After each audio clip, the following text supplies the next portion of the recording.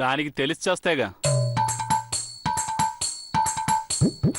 చూడండి, పవన్ కళ్యాణ్ మొదటి సినిమా ఏంటి, మహేష్ బాబు పిల్లల పేర్లేంటి అని ఇలాంటివన్నీ అడగండి, మీ బేబీ బాగా చెప్తుంది.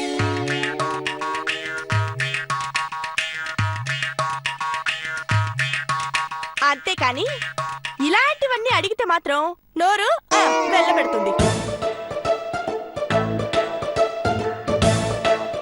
ఈ రోజుతో నీ పని అయిపోయిందే. బేబీ, మేము చాలా హర్ట్ అయ్యాం. వాళ్ళ తేలుతుంటే మీరు సైలెంట్గా ఉంటారే. అది మేధావులు ఎప్పుడు మౌనంగానే ఉంటారండి. సందేహాల్లో ఉన్నట్టున్నారు. దేహం ఉన్నంత వరకు సందేహం ఉంటుంది అన్నారు. దేశం ఉన్నంతకాలం సందేశం ఉంటుందన్నారు. ఇప్పుడు మాట్లాడకపోతే ఎలాగా? చెప్పు బేబీ. పాపం నీ భక్తజనం అడుగుతున్నారు కదా,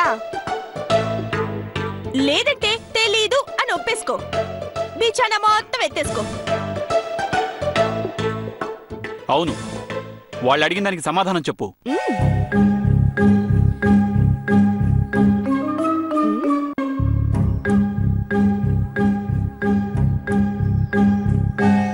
ఏంటి నందిని టెన్షన్ పడుతున్నట్టున్నా?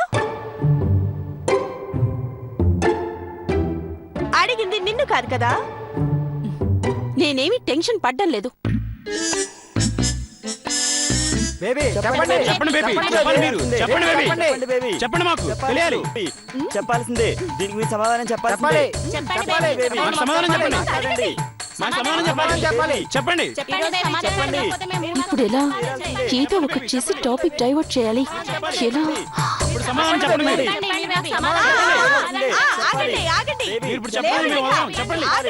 ఆగండి. ముందు నేను చెప్పేది వినండి. హలో, నేను చెప్పేది వినండి. ఈ చిన్న విషయం తెలీదు, మళ్ళీ బేబీ అవుతారన్నమాట. ఈ టెంట్ కి అద్దె దండగా. లేవండి లేవండి లేవండి. లే, ఇక వీళ్ళందరూ లేచారు కదా, నువ్వెందుకు పెద్ద ఈ బాబీని ఫోజు? లే, తట్టపుట్ట సర్దుకొని ఇక బయలుదేరమ్మా. కూర్చోండి నాయన్లారా. అమ్మలారా, మీ సందేహాలకి సమాధానం చెప్పడానికి, ఈ వెఫేకి బుద్ధి చెప్పడానికే నేనిక్కడ కూర్చుంది. కూర్చోండి. వేఫే అంటే ఏంటి బేబీ? వే అంటే వేస్ట్ అని. ఏయ్, ముందు భక్తులు అడిగిన దానికి సమాధానం చెప్పు. అక్కడికే వస్తున్నా. చెప్పండి బేబీ, మీరు ఇప్పుడు చెప్పాలి. అన్ని మతాలు సమానమే నాయనా. అదే ఎలా?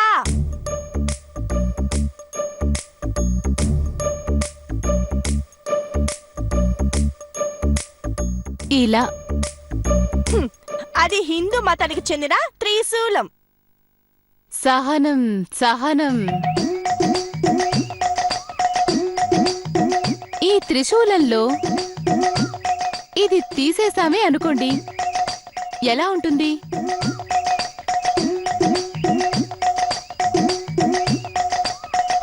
ఇలా ఉంటుంది. అంటే ఇది అర్ధచంద్రాకారం, అంటే ముస్లింల గుర్తు.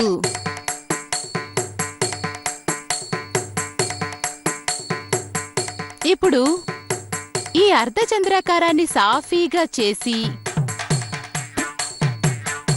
త్రిశూలంలోని మధ్యలో దాన్ని పెట్టామే అనుకోండి, ఎలా ఉంటుంది?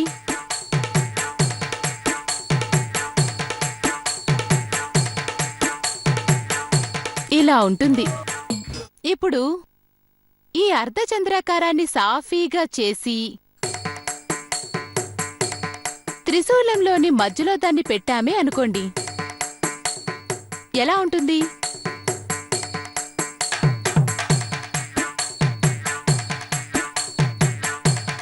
ఇలా ఉంటుంది. ఇదేంటి? సిలువ. సిలువా? గుడ్.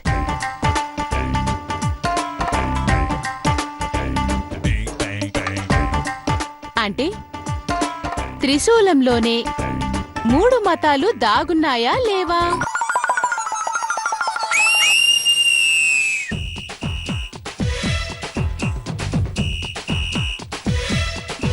ఇప్పుడు అన్ని మతాలు సమానమేనా కాదా? బేబీ మాతాకి జై. బేబీ మాతాకి జై. బేబీ మాతాకి జై. బేబీ మాతాకి జై. బేబీ మాతాకి బేబీ మాతాకి జై. బేబీ మాతాకి జై మాతాకి. బేబీ మాతాకి జై. బేబీ మాతాకి జై. బేబీ మాతాకి జై. బేబీ మాతాకి జై. బేబీ మాతాకి జై. బేబీ మాతాకి జై. బేబీ మాతాకి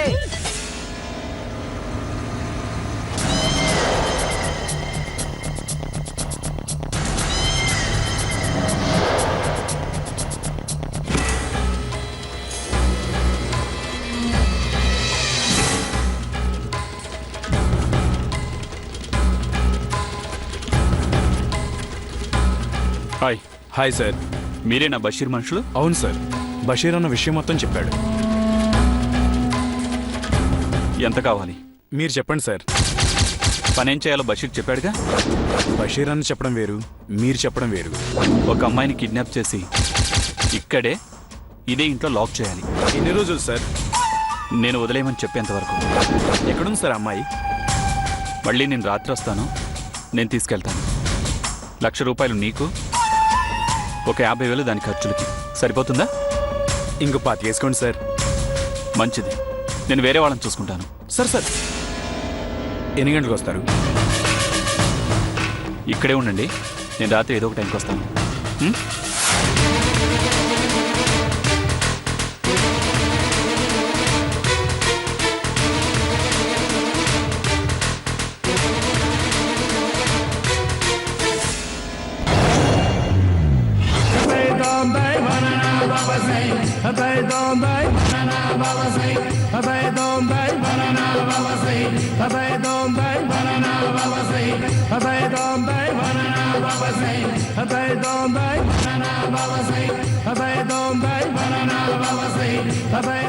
మనిషి జన్మ అతి హేయమైంది.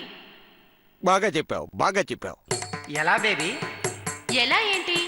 మనిషి ఏ పనైనా చేయగల శక్తి ఉన్నా చేయడు. భయం. ఎవరిని నమ్మడు.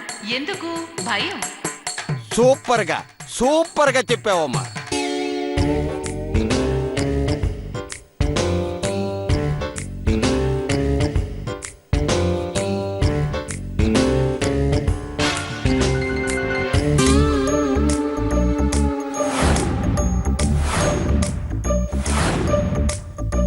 ఇన్ని భయాలుండబట్టే వాడు మాలాంటి బాబాల మీద బేబీల మీద ఆధారపడుతూ తుమ్మినా భయపడుతూ ఉంటాడు.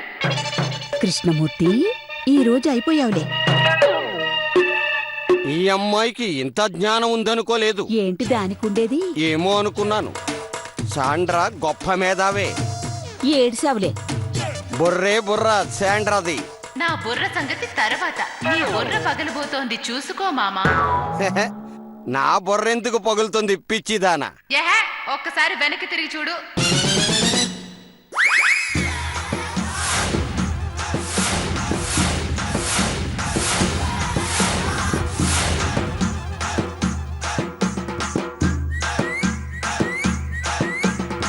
ఆ?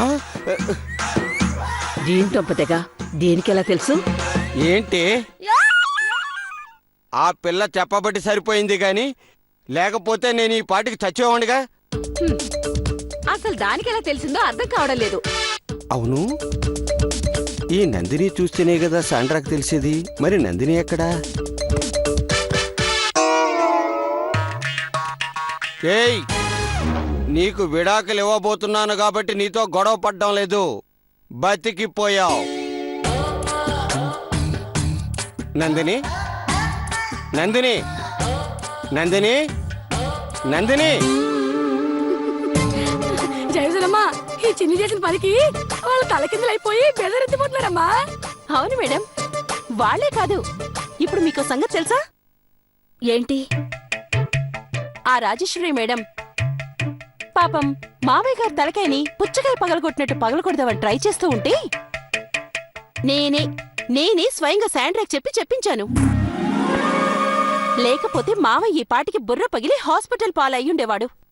ఇదిగో నందిని, నీకసలు బుద్ధి బుర్ర ఉన్నాయా? అదుండబట్టే అన్నయ్య గారు మీ బుర్ర పగలకుండా కాపాడింది. ఏంటి కాపాడ్డం? ఇదిగో జగదీశ్వరి, డైరెక్ట్ గా కళ్ళెదుట ఆ రాజేశ్వరి నా తలకాయ పగల కొడుతుంటే కేకేయకుండా ఈవిడి గారు శాండ్రాకు ఫోన్ చేసి శాండ్రాతో చెప్పించింది. ఈ లోపు నా బుర్ర పగిలిపోయి ఉంటే? పగలేదు కదా మామయ్య గారు.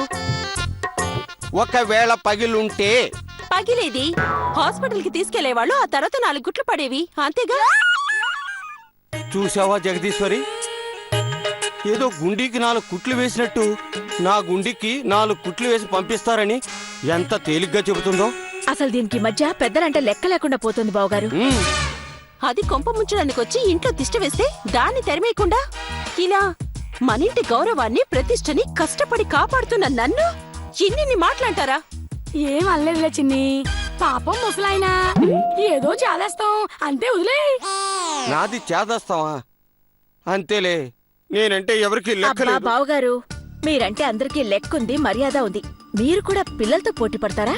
అది కాదమ్మాయి, నా తల పగలగొట్టాలనుకున్న ఆ రాజేశ్వరిని వదిలేసి నన్ను తిడతారే అంటాను. అన్నయ్య గారు ఒక్కసారి చేతి తిడతాం, మీ మీద తిరగబడ్డం వదిలికి అలవాటే కదా. ఏదో భూమి మీద నూకలు ఉన్నంత కాలం ఉంటారు, ఏదో ఒక రోజు నూకలు చెల్లినప్పుడు వదిన చేతిలోనే పోతారు. చెంచో, ఏంటా మాటలు? ఇదిగో నందిని, నువ్వు ఆ శాంట్రాకి ఫోన్ చేసినట్టు వాళ్ళకి తెలిసిందనుకో, వాళ్ళు ఇంకా వీరంగం వేస్తారు. చాలా జాగ్రత్తగా డీల్ చేయి. అస్సలు అనుమానం రావట్లేదు madam.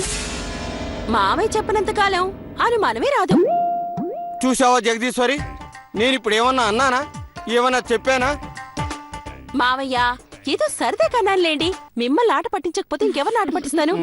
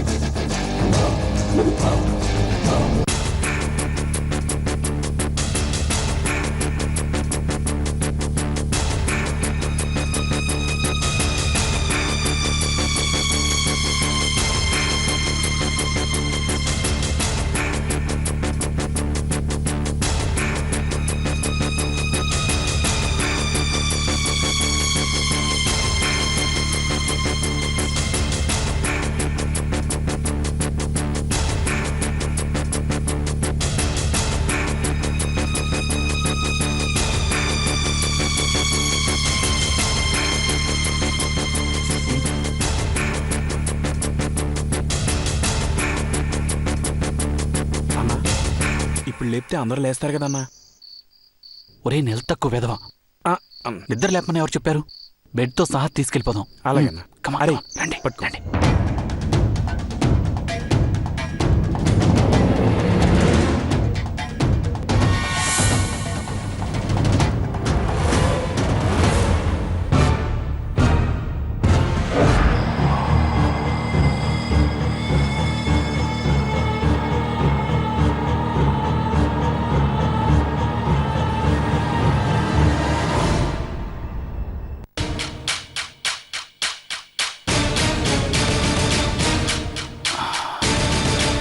Okay, okay.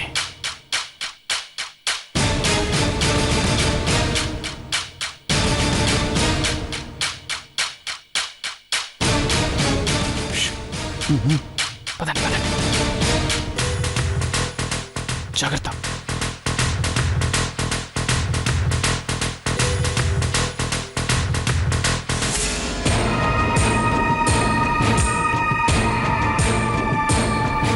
Very good రా. అమ్మాయిని జాగ్రత్తగా చూడండి. తింగరగా మాట్లాడితే తలకాయ పగలగొట్టండి. మళ్ళీ మాట్లాడదు. అన్నా పర్సనల్ అన్నా? రేయ్ చదువులో ఉంది కదరా, పర్సనల్ అంటావేంటి? ఎవరైతే మీకెందుకురా? నేను వదలమన్నప్పుడు వదలండి, సరేనా? అన్నా జాగ్రత్త అన్నా. ఓకే, జాగ్రత్త. రేయ్ రండి రా.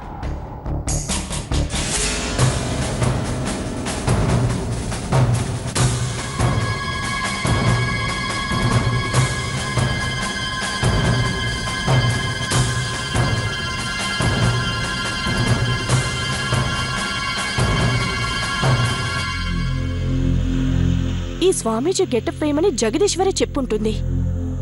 ఓకే, అలాగే అనుకుందాం. మరి లోపల జరుగుతున్నవన్నీ దానికెలా కనిపిస్తున్నాయి? కెమెరా తీసేశాం, దాన్ని ఇక్కడి నుంచి లేపేశాం.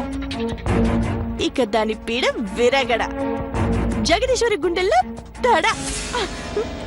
లేకపోతే తెల్లారి లేస్తే చాలు నా మీద అనుమానంగా చూస్తుంటుంది. అయినా ఆవిడ నిరికించాను గాని ఇంతవరకు మనం పట్టుబడిందే లేదు. ఎలాగైనా నీ ఇంటికి మోనార్క్ని కావాలంటే తల్లి నవ్వాలి. అప్పుడు తల్లి ఎవ్వడు నన్ను బయటికి పంపలేడు. వీళ్ళంతా వెళ్లాల్సిందే. ఆ రేఖకి మగపిల్లాడు పుట్టాడంట, మగపిల్లాడు. ఈ సంగతి వీళ్ళకి తెలియకుండా మేనేజ్ చేశా. నన్ను ఆ రాజేశ్వరితో చెప్పమంది. నేనెందుకు చెప్తాను? చేస్తే చెప్పను.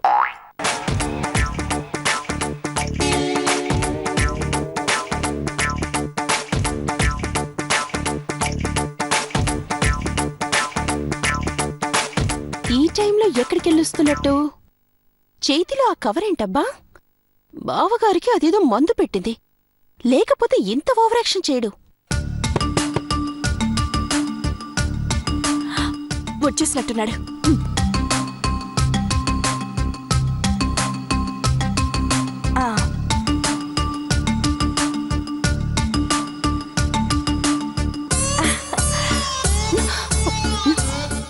ఏంటండి ఇంత ఆలస్యం? చెప్తాగా. ఏంటిది? చెప్తాలే.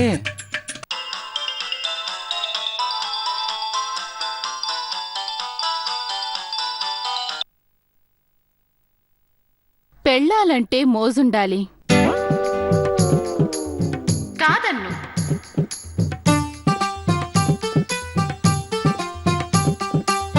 అరచేతి నడ్డు పెట్టి సూర్యుణ్ణి ఆపతరమా? కాదు. తలుపు నడ్డు పెట్టి తుఫాన్ని ఆపగలమా? లేదు.